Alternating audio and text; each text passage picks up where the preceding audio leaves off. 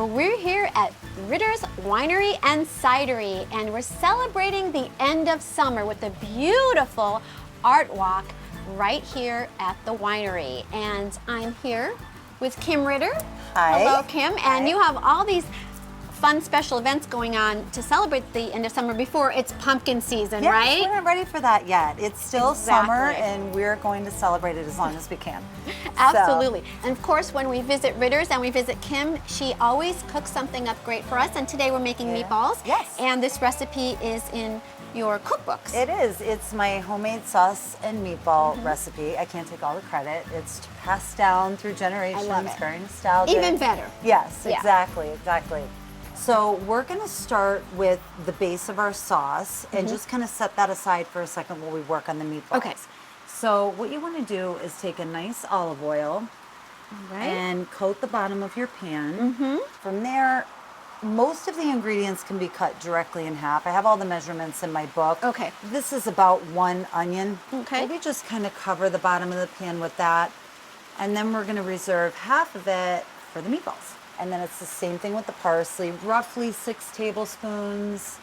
But you could go more or less. I always tell people to make a recipe their own. Right, right. You know, especially with something like this. This is just an Italian seasoning blend. Okay. And it's right off the shelf that way. All right. But basically oregano, basil, rosemary, for that about a tablespoon, I would say. Okay. And then garlic, which I already have chopped up here. This is about 6 cloves of garlic, I want to say, that I'm going to use in here for the sauce. And then we can use a couple cloves for the meatballs. All right. All right. And then we're just going to add some celery leaves, fresh celery leaves. Gives it a nice little freshness Yes, to your it does. sauce. So I have about 2 pounds, I want to say, of ground beef.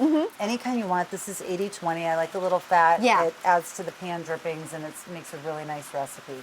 Again, with this, we do the other half of the onion. We do a nice hefty amount of this, about a tablespoon of our Italian seasoning blend again. A couple of tablespoons of the chopped parsley. About a half a cup of breadcrumbs. Do you use the seasoned or I was the going plain? to say these are the seasoned, Okay. but you can do either because you're putting the Right. spices in, so you'll get the spices somewhere. And then garlic is optional. I just say that because sometimes people don't like to chew on a big piece of garlic in their meatball. It could be too overwhelming. Okay. I like that. Yeah, I like garlic me in too. everything. So the only thing is you just want to kind of finely chop Okay. the garlic and maybe do 2 cloves. You don't need a lot of it. All right. And then with this, because I want to say there's about 2 pounds of ground beef in here, I'll do 1 egg.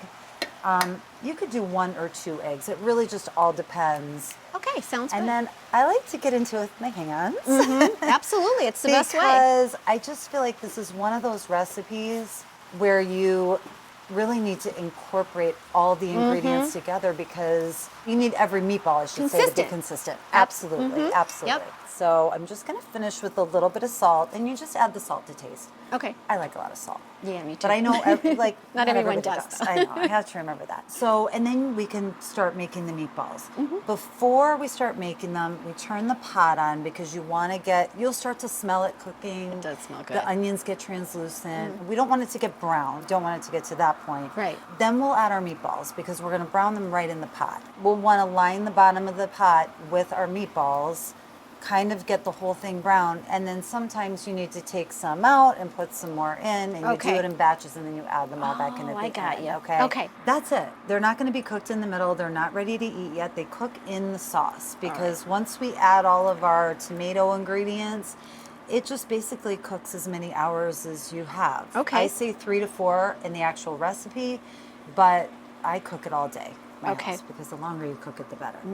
So we can add the tomato ingredients. So anything from tomato puree, crushed tomatoes, tomato sauce. I even have a marinara sauce from my sister's store. Okay. But it's 2 cans of each, or large can, to this size of a bath. So we'll just pour that in. So it's you could whatever. buy something or whatever you have in your pantry, right? Whatever you have in your pantry, honestly. It's just a mix of whatever. So I do like to put some tomato paste in. That is one thing that I do in addition to whatever else I do. Okay. Now with the tomato paste, you're going to want to add a little bit of water. So that's it. You cover it and you let it go for, like I said, either 3 to 4 hours or just the whole rest of your day. Excellent. And then it's ready for whatever. I love your meals. They're so good and so easy. Let's give it a try, right? Let's give it a shot. It looks so good. The meatballs are fantastic. They have a lot of flavor. Nothing's overpowering. They're so good. Thank you. Good. You get to take some home. I have extra. How about some wine? Absolutely. We'll cheers summer. Yeah, and let's talk a little bit, Kim, about the art walk that you have here for September. So we have about 20 or so, I want to say, Van Gogh art prints. We have mounted out in the garden area. So you can just kind of stroll through with your glass of wine, and it's just a way for our garden to always be in bloom. And then for our tree, this is our metal art tree. Love it. And we acquired some metal art flowers from an artist out of Las Vegas. And you can go out and walk around that too. It's really fun. The whole area is set up. So we're at 1459 Mount Cobb Road. We are ritterswinery.com. We're on Facebook, Ritter's Winery and Cidery. And I'm excited to say that I have some new cookbook news on the horizon. Great. So Watch we out for will that. be continuing the Farm to Table Fabulous series. So that's soon to come too on both of those websites. Excellent. Kim, thank you for having us and sharing your meatball recipe. And here's to a great end of summer. Summer. Cheers. Thank you.